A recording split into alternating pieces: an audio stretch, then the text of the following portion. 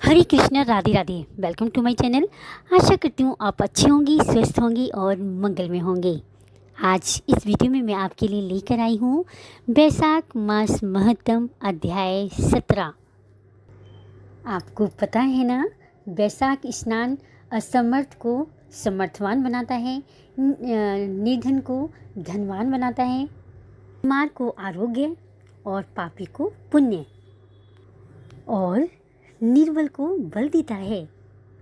अभी भी समय है, बैसाख मास स्नान में कुछ न कुछ नियम अवश्य लें। अब श्री गणेश जी महाराज और अपने गुरु महाराज को याद करते हुए बैसाख मास महत्तम अध्याय 17 का श्रवण करेंगे। जय गणेश गिरिजा सुमन मंगल मूल सुजान, कहते अयोध्या दास तुम देव अवे वरदान। बोलो गणेश जी महाराज की जय। गुरु गोविंद दो खड़ी काकी लागो पाए, बलिहारी गुरु आपने गोविंद दियो बताए। बोलो गुरु महाराज की जय। लक्ष्मी नारायण भगवान की जय। बैसाखी ठाकुर जी की जय। देखा आपने, अध्याय 16 में 300 ब्रह्म हत्या के पाप से भी बैसाख स्नान से वह मुक्त हो गया। अब अध्याय 17 में आगे की कथा। मिथिलापति ने पूछा, हे ब्राह्मण, जब बैसाख मास की धर्म अत्यधिक सुलभ पुण्य राशि प्रदान करने वाली भगवान विष्णु के लिए प्रतिकारक चारों पुरुषार्थों की तत्काल सिद्धि करने वाली सनातन और वेदोक्त हैं, तब संसार में इसकी प्रसिद्धि कैसे नहीं हुई। श्रुति देव जी ने कहा, राजन, इस पृथ्वी पर लौकिक कामना रखने वाले मनुष्य अधिक हैं। उनमें से कुछ राजस और कुछ तामस हैं। वे लोग इस संसार के भोगों तथा पुत्र पौत्रादि संप्रदायों को ही अभिलाषा रखते हैं। कहीं किसी प्रकार कभी बड़ी कठिनाई से कोई एक मनुष्य ऐसा मिलता है जो स्वर्ग लोक के लिए प्रयत्न करता है और इसलिए वह यज्ञ आदि पुण्य कर्मों का अनुष्ठान बड़े प्रयत्न से करता है, परंतु मोक्ष की उपासना प्राय कोई नहीं करता। तुच्छ आशाएं लेकर बहुत से कर्मों का आयोजन करने वाले लोग प्राय काम्य कर्मों के ही उपासक हैं। यही कारण है कि संसार में राजस और तामस धर्म अधिक विख्यात हो गए, परंतु सात्विक धर्मों की प्रसिद्धि नहीं हुई। ये सात्विक धर्म भगवान विष्णु को प्रसन्न करने वाले हैं, निष्काम भाव से किए जाते हैं और इस लोक तथा परलोक में सुख प्रदान करते हैं। देव माया से मोहित होने के कारण बुद्धिहीन मनुष्य इन धर्मों को जानते ही नहीं है। पूर्व काल की बात है, काशीपुर में कीर्तिमान नाम से विख्यात एक चक्रवर्ती राजा थे। वे इक्ष्वाकु वंश के भूषण तथा महाराज नृग के पुत्र थे। संसार में उनका बड़ा यश था। वे अपनी इंद्रियों और क्रोध पर विजय पा चुके थे। ब्राह्मणों के प्रति उनके मन में बड़ी भक्ति थी। राजाओं में उनका स्थान बहुत ऊंचा था। एक दिन वह आखेट करता हुआ जा रहा था तो मार्ग में मुनि वशिष्ठ जी के आश्रम को देखा।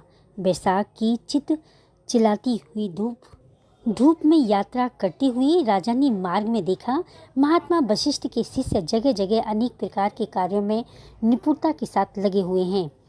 वे कहीं प्याऊ लगा रहे हैं, कहीं छाया मंडप बना रहे हैं, कुछ किनारों पर झरनों के जल को रोककर स्वच्छ बावली बना रहे हैं, कहीं वृक्षों के नीचे बैठे हुए लोगों को वे पंखा झल रहे हैं, कहीं पंखा डुला डुला कर हवा कर रहे हैं, कहीं गन्ने दे रहे हैं, कहीं सुगंधित पदार्थ और फूलों को भेंट कर रहे हैं, कहीं फल दे रहे हैं, दोपहरी में लोगों को छाता देते और संध्या के समय शरबत, कहीं नेत्रों में कपूर लगा रहे हैं। उन्हें देखकर राजा ने पूछा, आप लोग कौन हैं? उन्होंने उत्तर दिया, हम महर्षि वशिष्ठ जी के शिष्य हैं। राजा ने पूछा, यह सब क्या हो रहा है? वे बोले, यह बैसाख मास में कर्तव्य बताए हुए धर्म हैं, जो धर्म अर्थ काम मोक्ष चारों पुरुषार्थों के साधक हैं।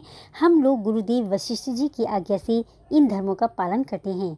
राजा ने पुनः पूछा, इनके अनुष्ठान से मनुष्य को कौन सा फल प्राप्त होता है और कौन सी देवता प्रसन्न होते हैं? उन्होंने उत्तर दिया, हमें इस समय ये बताने के लिए समय नहीं है, आप गुरुजी से ही प्रश्न कीजिए। वे यशस्वी महर्षि इन धर्मों को यथार्थ रूप से जानते हैं। शिष्यों से ऐसा उत्तर पाकर राजा शीघ्र ही महर्षि वशिष्ठ जी के पवित्र आश्रम पर, जो विद्या और योग शक्ति से संपन्न थे, राजा को आते देख महर्षि वशिष्ठ जी मन ही मन बड़े प्रसन्न हुए। उन्होंने सेवकों सहित राजा का विधि पूर्वक आतिथ्य सत्कार किया।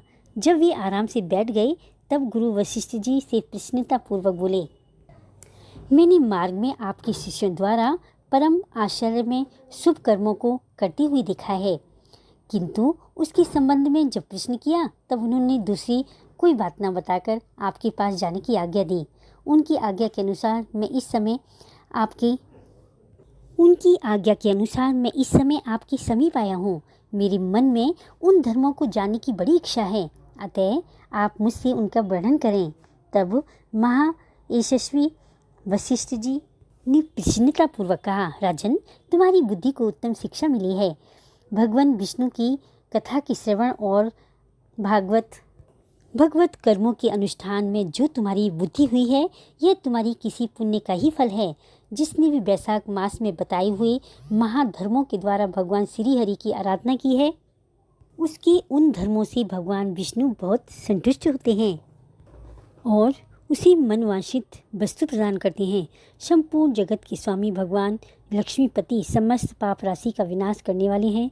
वे सूक्ष्म धर्मों से प्रसन्न होते हैं, केवल परिश्रम और धन से नहीं। भगवान विष्णु भक्ति से पूजित होने पर मनवांछित वस्तु प्रदान करते हैं।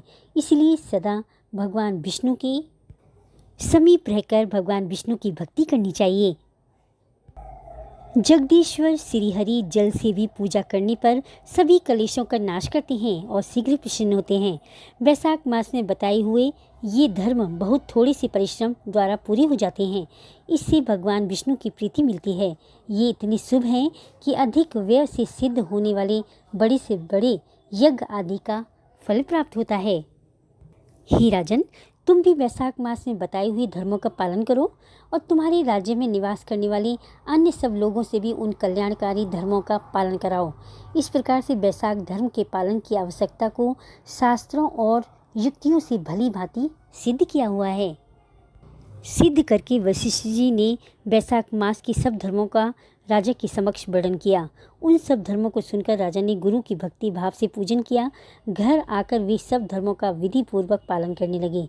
देवादिदेव भगवान विष्णु में भक्ति रखते हुए राजा कीर्तिमान देवेश्वर राजा भगवान विष्णु के अतिरिक्त और किसी देवता को नहीं देखते थे।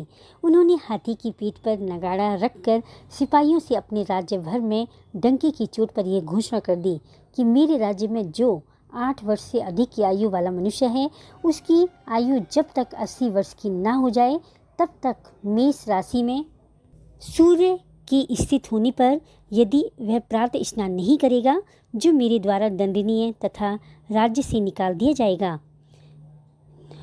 निकाल देने योग्य समझा जाएगा। ये मेरा निश्चय आदेश है। पिता, पुत्र, पत्नी अथवा सुहृद जो कोई भी वैशाख धर्म का पालन नहीं करेगा, वह चोर की भांति दंड का अधिकारी होगा। प्रातःकाल शुभ जल में स्नान करके श्रेष्ठ ब्राह्मण को दान करना चाहिए। तुम सब लोग अपनी शक्ति के अनुसार दान आदि धर्मों का आचरण करो। राजा कीर्तिमान ने प्रत्येक ग्राम में धर्म का आदेश करने वाले एक एक ब्राह्मण को बसाया। 5-5 गांवों पर एक एक ऐसे अधिकारी की नियुक्ति की गई जो धर्म का त्याग करने वाले लोगों को दंड दे सके। उस अधिकारी की सेवा में 10-10 घुड़सवार रहते थे। इस प्रकार इस चक्रवर्ती राजा के राज्य शासन से यह धर्म वृक्ष सब देशों में विस्तार पूर्वक फैल गया। उस राजा के राज्य में जो लोग मर जाते थे, वे भगवान विष्णु के धाम को चले जाते थे। वहाँ के मनुष्यों को विष्णु लोक की प्राप्ति होती ही थी। एक बार भी वैशाख स्नान कर लेने से मनुष्य यमराज के पास नहीं जाता। अपनी धर्मानुकूल कर्म में स्थित हुए सब लोगों के विष्णु लोक में चले जाने से यमपुरी के सब नरक खाली हो गए। वहाँ एक भी पापी प्राणी नहीं रह गया। वैशाख मास के प्रभाव से यमपुरी की मार्ग की यात्रा ही बंद हो गई। सब मनुष्य दिव्य आकृति धारण करके भगवान के धाम जाने लगे। देवताओं के जो लोग हैं वे सब भी शून्य हो गए। स्वर्ग और नरक दोनों के शून्य हो जाने पर एक दिन नारद जी धर्मराज के पास जाकर बोले, धर्मराज, आपके इस नरक में अब कोई नहीं आता? पहले की भांति पाप कर्मों को लेखा भी नहीं लिखा जा रहा है। चित्रगुप्त जी तो ऐसे मौन भाव से बैठे हुए हैं जैसे कोई मुनि हो। महाराज, इसका कारण क्या है, बताइए। महात्मा नारद के ऐसा कहने पर राजा यम ने कुछ दीनता के स्वर में कहा, नारद जी, इस समय पृथ्वी पर जो वह राजा राज्य करता है वह पुराण पुरुषोत्तम भगवान विष्णु का बड़ा भक्त है। उसके भय से कोई भी मनुष्य कभी वैशाख मास का उल्लंघन नहीं करता। उस पुण्य कर्म के प्रभाव से सभी भगवान विष्णु के परम धाम में चले जाते हैं। हे मुनीश्वर, उस राजा ने उस समय मेरे लोक का मार्ग लुप्त सा कर दिया है। स्वर्ग और नरक दोनों ही शून्य बना दिए हैं। अतः ब्रह्मा जी के समीप जाकर यह सब समाचार उनसे निवेदन करके तभी मैं स्वस्थ होऊंगा। ऐसा निश्चय करके यमराज ब्रह्मा जी के साथ लोक में गए और वहां बैठे हुए उन ब्रह्मा जी का दर्शन किया।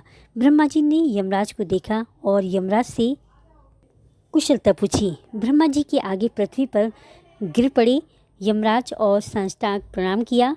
फिर यमराज ने कहा, हे कमलासन, काम में लगाया हुआ जो पुरुष स्वामी की आज्ञा का ठीक ठाक पालन नहीं करता और उसका धन लेकर भोगता है वह काठ का कीड़ा होता है। जो बुद्धिमान मनुष्य लोभवश स्वामी के धन का उपभोग करता है वह 300 कल्पों तक त्रियंग योनि रूप में नरक में जाता है। जो कार्य में नियुक्त हुआ पुरुष कार्य करने से समर्थ होकर भी अपने घर में भी बैठा रहता है वह विलाप होता है। देवा, मैं आपकी आज्ञा से धर्म पूर्वज प्रजा का शासन करता आ रहा हूँ। मैं अब तक मुनियों और धर्मशास्त्रों की कथा अनुसार पुण्य आत्मा को पुण्य के फल और पापात्मा को पाप के फल प्रदान करता हूँ, परंतु अब आपकी आज्ञा का पालन करने में असमर्थ हो गया हूँ। कीर्तिमान के राज्य में सब लोग वैशाख मासोक्त पुण्य कर्मों का अनुष्ठान करके पितरों और पितामहों के साथ बैकुंठ धाम में चले जाते हैं। उनके मरे हुए पितर भी स्वर्ग को चले जाते हैं, अथवा संपूर्ण धर्मों से युक्त मनुष्य भी उस गति को नहीं पाता जो वैशाख धर्म में तत्पर हुए मनुष्य को प्राप्त हो रही है। वैशाख में प्रातःकाल स्नान करके देव पूजन, वैशाख मास महत्तम की कथा के श्रवण तथा भगवान विष्णु को प्रिय लगने वाले तदनुकूल धर्मों का पालन करने वाले मनुष्य एकमात्र विष्णु लोक को जाते हैं।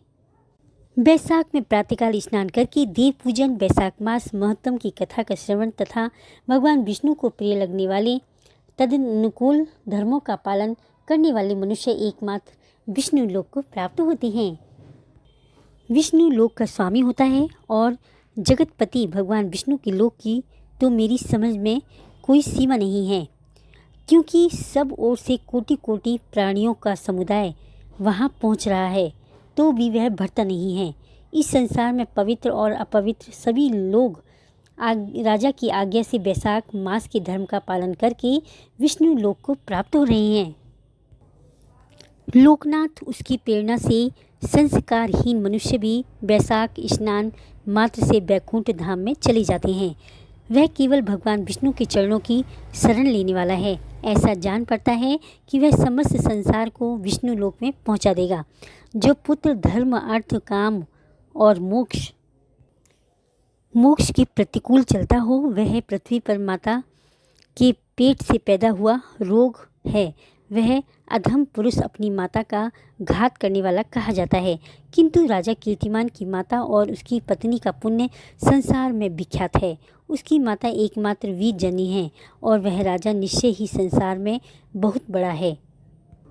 जिस प्रकार राजा कीर्तिमान मेरी लिपि को मिटने में उद्धत हुआ है, ऐसा उद्योग पुराणों में और किसी का नहीं सुना गया।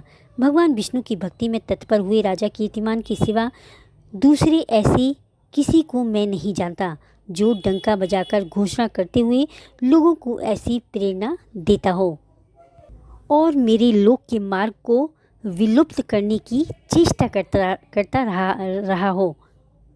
वैशाख महत्तम अध्याय 17 संपूर्णम। कल वैशाख मास महत्तम 18 में आगे की कथा सुनेंगे और जानेंगे कि यमराज की बात सुनकर ब्रह्मा जी ने क्या उत्तर दिया। देखो, अगर ज्ञान के साथ आपको अहंकार का जन्म होता है, वो ज्ञान बेकार है, और जो ज्ञान के साथ नम्रता का जन्म होता है, वह ज्ञान अमृत है। ये बात तो स्पष्ट है कि वैशाख मास में थोड़ा सा भी पुण्य करने से हमारा जीवन बदल सकता है। देखो, भगवान कृष्ण की कृपा आपके साथ है, तभी आप वैशाख मास महात्म सुन पा रहे हैं और मैं सुना पा रही हूँ। बस अब करना क्या है, भक्ति को आगे बढ़ाना है।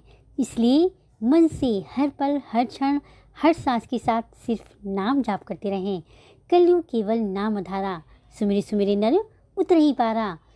महामंत्र का जाप करें, या आपने गुरु दीक्षा ले रखी है तो उस मंत्र का भी आप जाप कर सकते हैं। महामंत्र है हरे कृष्ण कृष्ण कृष्ण हरे हरे, हरे राम राम राम हरे हरे। अपनी शास्त्रों का ज़्यादा से ज़्यादा प्रचार करो। ये वीडियो को अपने फ्रेंड्स में ज़्यादा से ज़्यादा शेयर करें, क्योंकि ये भी एक सेवा है। अगर वीडियो अच्छी लगी हो तो मिनीज लाइफस्टाइल को सब्सक्राइब करें, बेल आइकन को भी ज़रूर प्रेस करें और फ्रेंड्स में ज़्यादा से ज़्यादा शेयर करें। हरे कृष्णा, राधे राधे।